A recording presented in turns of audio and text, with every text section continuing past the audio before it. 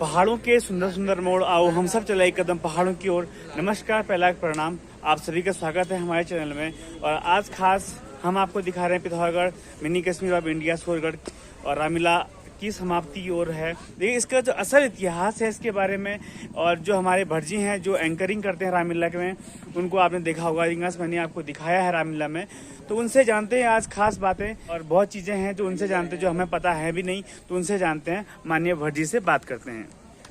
हमारे श्री नवीन भटजी जो रामलीला के व्यवस्थापक हैं और सारा कार्यभार यही संभालते हैं। माननीय भटजी से जानते हैं कि जब उन्होंने यहाँ पर अपना कार्यभार संभाला था तो सबसे पहले क्या उनके सामने दिक्कतें थी और क्या कमी थी, और जो उन्होंने इसमें काफ़ी सुधार किया हुआ है, और जो इस समय हम लोगों को इतनी अच्छी रामलीला देखने को मिलती है, इस बारे में भटजी आप क्या कहना चाहेंगे? देखिए, रामलीला जो कि एक हमारी संस्कृति है, ये समय के साथ साथ इसमें कई बदलाव आते रहे और आते रहेंगे। जो 126 वर्ष पूर्व यहाँ रामलीला शुरू हुई थी, तो ये रामलीला सारंगी में चलती थी।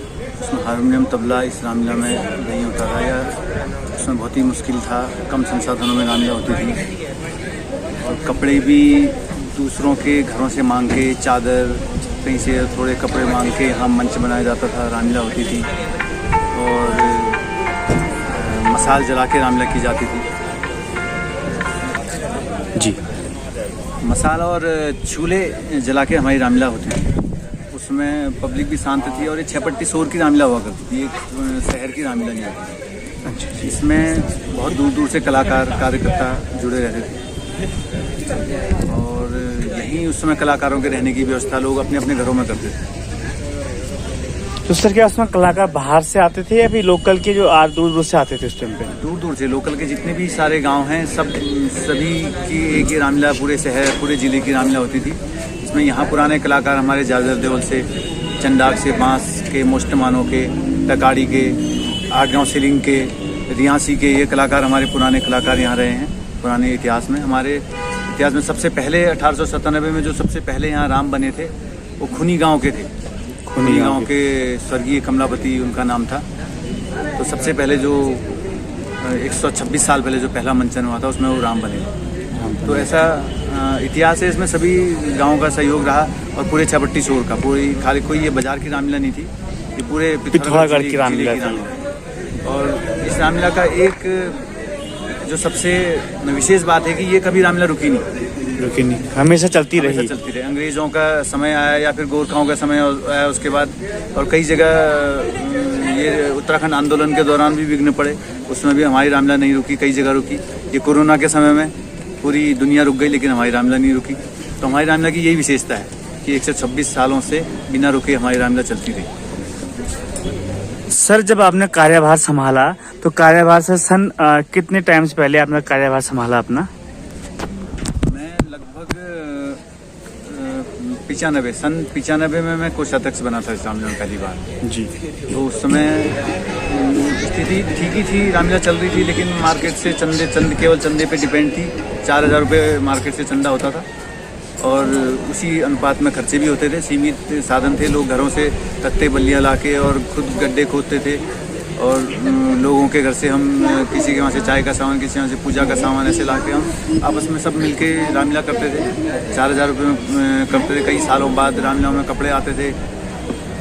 तो ऐसे सीमित संसाधनों में चलता था। धीरे धीरे लाइट और साउंड की धीरे धीरे तकनीक बढ़ी, नई नई तकनीकें हमारे पास आई, और संसाधन बढ़े, और बाज़ार के लोगों ने सहयोग भी करना ज़्यादा मात्रा में शुरू किया, और सरकार से भी कुछ सहयोग मिला। हमारी रामलीला की नई अपना मंच बना, यहाँ से भी हमारे आय के नए स्रोत बने, और खर्चे भी बढ़ते रहे। तो हमारे नए नए संसाधन, नई नई चीज़ें जोड़ते रहे। आज जो आप रामलीला में देखते हैं, हमारे सभी कलाकारों की आधुनिक ड्रेसें हैं, सब कलाकारों की नई ड्रेसें हैं, और उनके हथियार जो है नए हैं, ध्वनि प्रकाश की आधुनिक व्यवस्था है। ये सब इसी से है, धीरे धीरे समय के साथ साथ बदलते रहा। सर जिस टाइम पर यहाँ पर लाइट की सुविधाएं नहीं होती, लोग मसाल चला करके अपना रामलीला देखने आते थे, तो सर उसमें साउंड की दिक्कतें हुआ करती थी या नहीं हुआ करती थी इस टाइम पर? नहीं, एक्चुअली वो समय बहुत अच्छा था। उसमें पब्लिक शांतिपूर्वक रामलीला देखने के लिए आती थी और शांत बैठती थी। और एक बार मंच से बोल दिया खामोश तो सारे लोग खामोश होकर रामलीला देखते थे। कुछ ही लोग घरों से भी दूर दूर से आते थे, वो भी मसाले लेके आते थे देखने के लिए, क्योंकि अंधेरे रास्ते थे। और यहाँ भी मंच में लोग जो अपनी मसाले ला के यहाँ मंच में रख देते थे, उन मसालों से भी उजाला होता था। और मसालों के बाद फिर पोलर का युग आया, जो लालटेन की तरह दिखते थे, वो मंच में वो लगे रहते थे, उनसे उजाला होता था। और उसमें कलाकार अपना एक्ट करते करते भी उसमें पंप मार के आगे बढ़ जाते थे। लोगों को वो उसमें बुरा भी नहीं लगता था, और वो भी सब उसी का हिस्सा मानते हुए रामलीला चलती थी। जो हमारी उस समय में सूर्पनखा का नृत्य चलता था। सूर्पनखा कई जगह घूम के नृत्य करती थी, तो नृत्य में सूर्पनखा का चेहरा दिखते रहे, इसके लिए उनके साथ मसालची एक बनाया जाता था। गैस पंप मारते थे इस टाइम पे, जो मसाल लेके घूमता था ताकि उनका चेहरा लोगों को दिखते रहे। तो लोगों के बीच में जाती थी, और मंच के किनारे इधर उधर हर जगह रोशनी की व्यवस्था नहीं होती थी हर किनारे में, तो मसाल लेके उनके साथ घूमता था। और थोड़ी कॉमेडी भी उस समय की ज़रूरत थी। लोगों को काम के थके मादे लोग आते थे, क्योंकि ठीक रामलीला का समय वो है, घास कटाई का समय होता था लोगों का, और थक जाते थे लोग, लेकिन रामलीला देखने के लिए आते थे। वो समय तो ऐसा था कि मोहल्ले आते थे, मोहल्लों की यहाँ जगहें बुक होती थी पहले से। अच्छा जी। और बच्चों को भेज देते थे शाम को 5 बजे यहाँ, वो अपनी दरी बिछा के कोई पत्थर का बाड़ लगा के अपने लिए जगह बनाते थे, और उन बच्चों के लिए खाना यहीं आता था। और जगह के लिए भी कई यहाँ लड़ाइयाँ होती थी। उस समय एक इलाका था, कहीं ये चंडाक वालों का, ये धर्मशाला वालों का, ये सिमलगैर वालों का, तो अपनी अपनी जगहों में बैठते थे उस समय लोग। तो ये हमारी परंपरा थी उस समय। जी सर, जो एक चीज़ मैं कहना चाहता हूँ कि इसके बारे में जहाँ तक मैंने सुना, जो हमारा ये रामलीला मंचन, जो हमारा मंच यहाँ बना हुआ है, ऊपर जो छत में गुंबद बना हुआ है सर, इसके बारे में सर थोड़ा हमें बता दीजिए। सुना काफ़ी कुछ बड़ा इतिहास है इसका, इसके बारे में थोड़ा सा भी बताएंगे तो सर काफ़ी जानकारी मिलेगी हमें। देखिए, इतिहास तो बहुत बड़ा इतिहास है। जब ये बना, हमारी मंच जब हमारा पुराना छोटा हो गया और लोगों की संख्या बढ़ने लगी, तो एक नए और बड़े मंच की आवश्यकता थी। पुराना मंच जर्जर हो गया था, कई साल हो गए थे उसे, तो इस मंच का निर्माण किया गया यहाँ। इसको मंच को बनते बनते हमारे मंत्री जी थे उस समय, प्रकाश पंत जी, उत्तर प्रदेश नहीं बना था, सन 1998 की लगभग बात है। वो उत्तर प्रदेश सरकार में MLC थे, तो उनके साथ बैठे, उनके सहयोग से श्री राम मंदिर तब प्रस्तावित था। उसका प्रस्तावित जो नक्शा हमें मिला उनके माध्यम से, तो उसकी प्रतिकृति यहाँ पर अमरनाथ शाह जी हमारे कलाकार थे, तो यहाँ उसकी प्रतिकृति यहाँ उकेरी गई। अब तो राम मंदिर का नक्शा फिर चेंज कर दिया गया, लेकिन जो पुराना नक्शा था राम मंदिर का, उसकी प्रतिकृति यहाँ आपको यहाँ दिखेगी। जी सर, ठीक है सर। पहले की रामलीला जिस टाइम पे आधुनिक युग जैसे आप बता रहे हैं, और अब की रामलीला में सर फर्क और तरीका सर थोड़ा सा हमें बताइए सर। हम तो नई जमाने के हैं, नई चीज़ें देखते हैं, पुरानी हमने देखी नहीं। जब भी हमने रामलीला देखा सर, हमने साउंड सिस्टम से लैस हमने सभी चीज़ें देखी। उस समय सर अभी में क्या फर्क लगता है आपको, जो आपने देखा?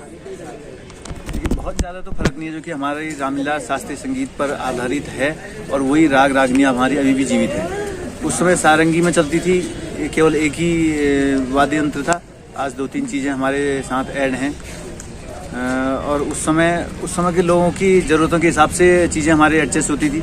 आज थोड़ा आधुनिकता तो है ही, क्योंकि नए समय के अनुसार लोगों ने टीवी में कई प्रकार की रामायणें देखी हैं, आज आधुनिक अस्त्र शस्त्र उसमें देखे हैं वो हैं। तो अब लोगों को नई आधुनिकता देखने की आदत है, तो उसके हिसाब से हमने बदलाव किए हैं, लेकिन हमने अपने राग रागनियों में बदलाव नहीं किया। वो हमारे जो पुराने राग हैं, वो उन पर राग शास्त्रीय संगीत पर आधारित है, वो चली आ रही है, और वही हमारी रामलीला की मुख्य आधार वही है।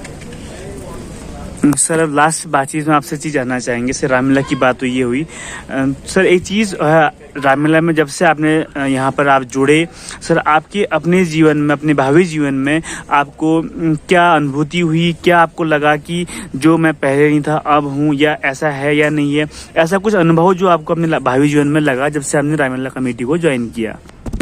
बिल्कुल, मुझे रामलीला से जुड़ते ही रामलीला के बाद तो हमने हमारे अंदर जी, हम भगवान राम से कई इसमें प्रेरणादायक चीज़ें हमारी इसमें मिली हमको।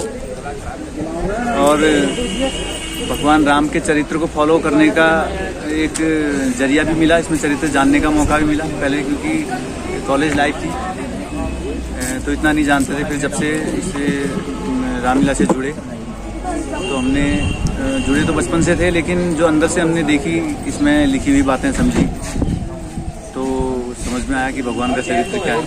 तो कई चीज़ें हमारे व्यवहार में भी कई परिवर्तन आए उसके बाद से। ठीक सर, सर बहुत बहुत धन्यवाद आपका सर, इस हमारे चैनल को जानकारी देने के लिए बहुत बहुत धन्यवाद।